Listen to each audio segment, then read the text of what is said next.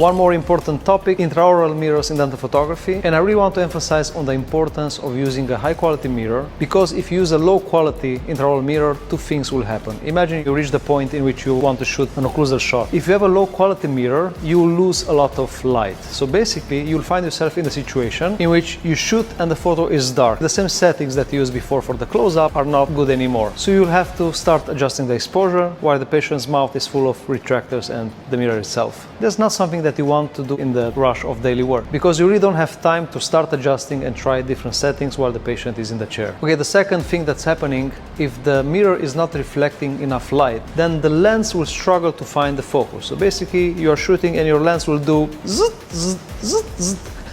It will try to find the focus. Again, something that's really frustrating for both you and the patient who's lying there and wondering what's happening. So I strongly advise investing in a good set of dental mirrors, for example, like these ones here, and even from the same brand. For example, see, these two mirrors are from the same brand, and one is clear bright, one is ultra bright.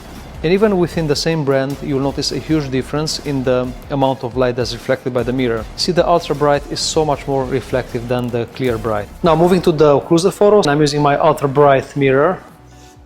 I'm keeping the mirror in hot water for a few seconds.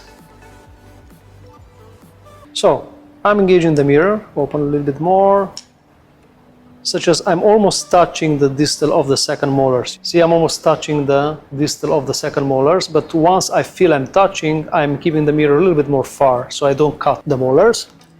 And see what I'm doing, I'm keeping the Fixlite, the saw box, on my hand so I can manage the weight of the gear, yeah? I'm going together, I'm literally going like that. I'm keeping the saw box here, retract. I'm looking at the viewfinder, and now in terms of distance to the subject, I'm framing such as I have maybe 5 to 8 millimeters left and right from the second molars. Also, I manage the angle of the mirror. If you notice, I'm perpendicular with the occlusal plane, and I shoot. Can relax. Perfect exposure even using f/29. So I'm using f/29 and I'm still properly exposed because this mirror is very good, yeah? So now just to show you, if I'm using the other mirror, which is not ultra bright, it's just clear bright. Let me get it warm for a few seconds. All right, let me try to do it with the same settings, open wide.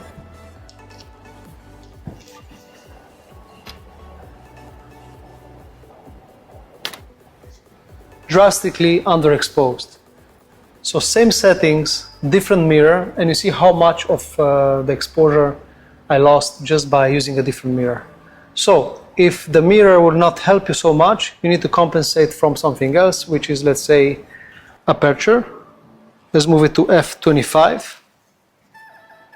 Retract.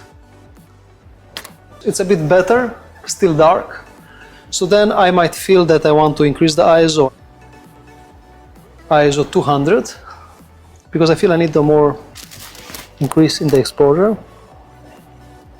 Same composition.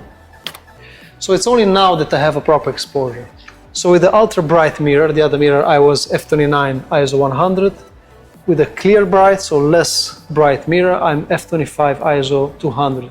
And it's only now that I'm properly exposed. So my advice is that you really should devote some attention to the quality of the mirrors, because you don't want to do all this adjusting the settings while the patient is on the chair holding the retractors and everything becomes a hassle. So if you ask me, I prefer the ultra bright mirror because this will help me keep the same settings that I use for the close-up. So in conclusion, by using a good intraoral dental mirror, you'll be faster because you're using the same settings, you don't lose time with adjustments, and also you'll obtain consistent, beautiful intraoral photos.